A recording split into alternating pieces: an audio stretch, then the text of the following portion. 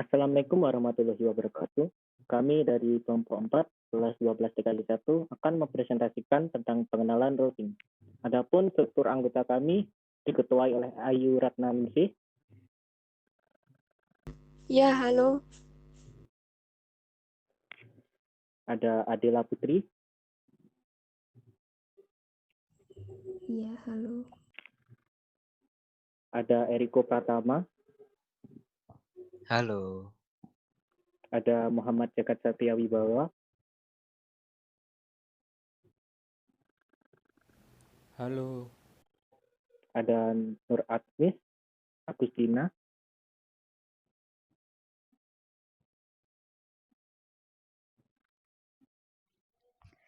Halo. dan saya adalah Ari Saputro. Oke, kita langsung saja ke yang pertama adalah pengenalan. Silahkan Saudara Tina. Oke, terima kasih. Pengenalan routing. Routing adalah suatu protokol yang digunakan untuk mendapatkan rute dari satu jaringan ke jaringan yang lain. Rute ini disebut dengan root dan informasi root secara dinamis dapat diberikan ke router yang lain ataupun dapat diberikan secara statis ke router lain. Seorang administrator memilih suatu protokol routing dinamis berdasarkan keadaan topologi jaringannya. Misalnya berapa ukuran dari jaringan, bandwidth yang tersedia, proses power dalam router, merek dan model dari router, dan protokol yang digunakan dalam jaringan. Routing adalah proses di mana suatu router memforward paket ke jaringan yang dituju. Suatu router membuat keputusan berdasarkan IP address yang dituju oleh paket. Semua router menggunakan IP address tujuan untuk mengirim paket agar keputusan routing tersebut benar. Router harus belajar bagaimana untuk mencapai tujuan. Ketika router menggunakan routing dinamis, informasi ini dipelajari dari router yang lain. Ketika menggunakan routing statis, seorang network administrator mengkonfigurasi informasi tentang jaringan yang ingin dituju secara manual. Jika routing yang digunakan adalah statis, maka konfigurasinya harus dilakukan secara manual. Administrator jaringan harus memasukkan atau menghapus root statis jika terjadi perubahan topologi. Pada jaringan skala besar, jika tetap menggunakan routing statis, maka akan sangat membuang waktu administrator jaringan untuk melakukan update tabel routing. Karena itu, routing statis hanya mungkin dilakukan untuk jaringan skala kecil, sedangkan routing dinamis bisa diterapkan di jaringan skala besar dan membutuhkan kemampuan lebih dari administrator. Sekian, terima kasih.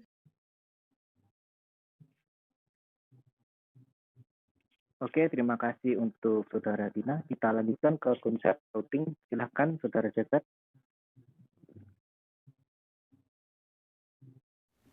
oke, terima kasih. Konsep routing.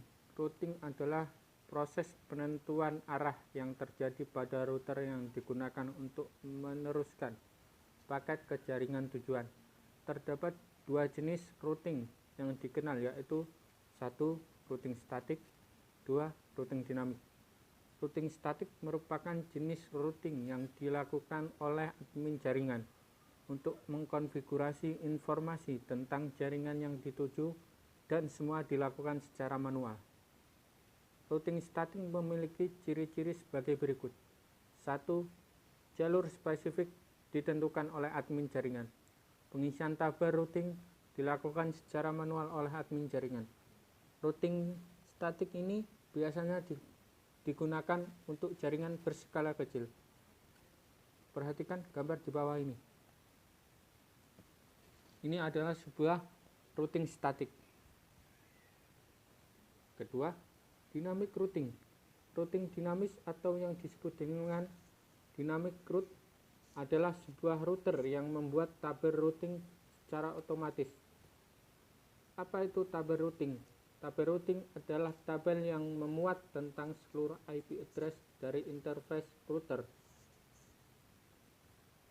Routing ini juga bisa memuat tentang informasi routingnya dengan menggunakan lalu lintas jaringan dan juga saling berhubungan antara router lainnya.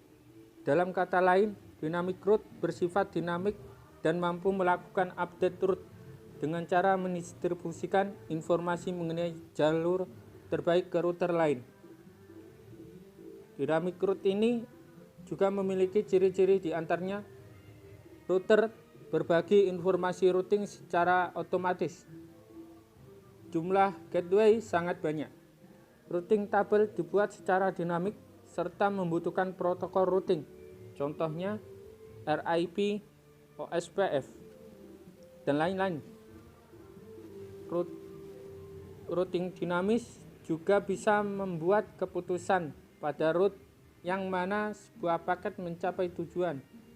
Umumnya, ia mengirimkan paket ke route yang paling efisien, salah satu yang menghasilkan jumlah hop lebih sedikit.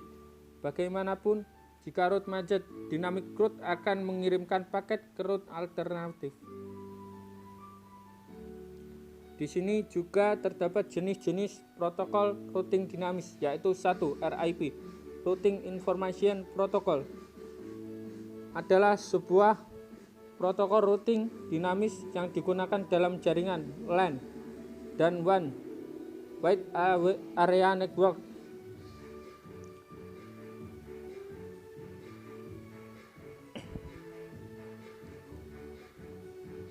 IGRP, Interior Gateway Routing Protocol, adalah protokol Distance Vector diciptakan oleh perusahaan Cisco untuk mengatasi kekurangan RIP. EIGRP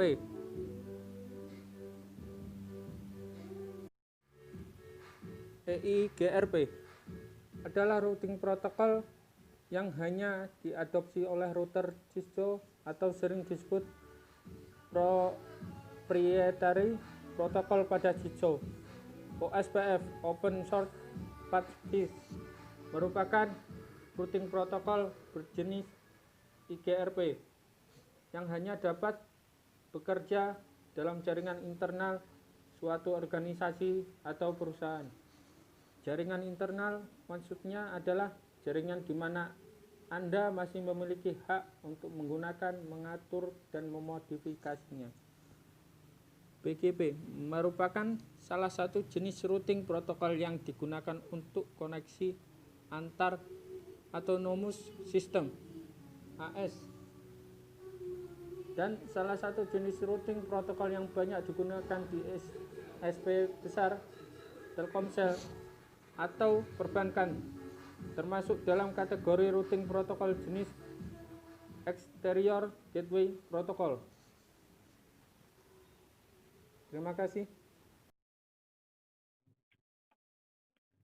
Oke, terima kasih untuk Saudara Jagat. Kita lanjutkan ke yang selanjutnya. Yang ketiga adalah tipe routing. Silakan Saudara Ayu.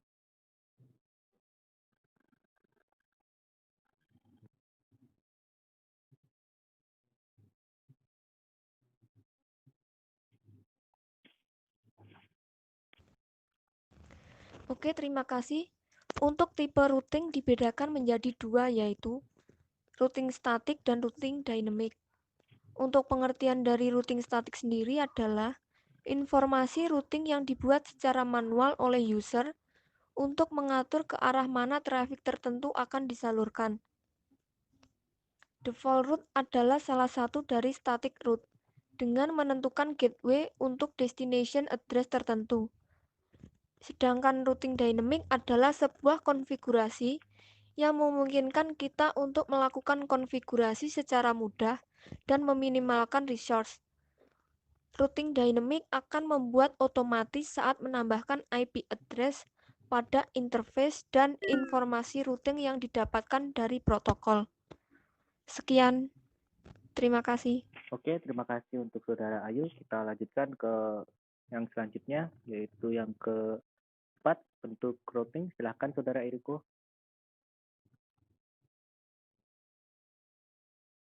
Oke, terima kasih.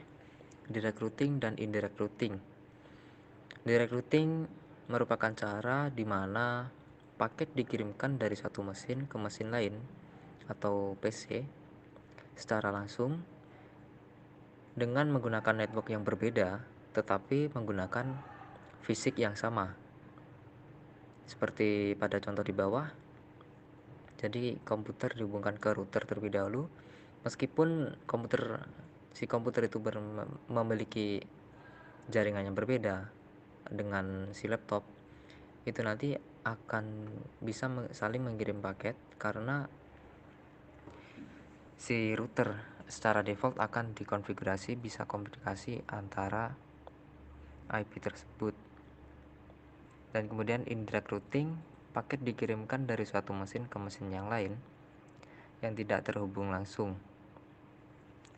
Seperti contoh di topologi, jadi ada dua router yang dimana dua router tersebut memiliki dua klien sendiri dan beda network. Nah, di kedua router tersebut dihubungkan oleh switch. Nah, agar bisa saling berkirim paket, maka kita harus perlu mengkonfigurasi secara manual ke si router tersebut agar bisa saling berkomunikasi. Oke, sekian, terima kasih. Oke, terima kasih untuk Saudara Eriko. Kita lanjut, yang terakhir adalah kesimpulan. Silahkan Saudara Adela.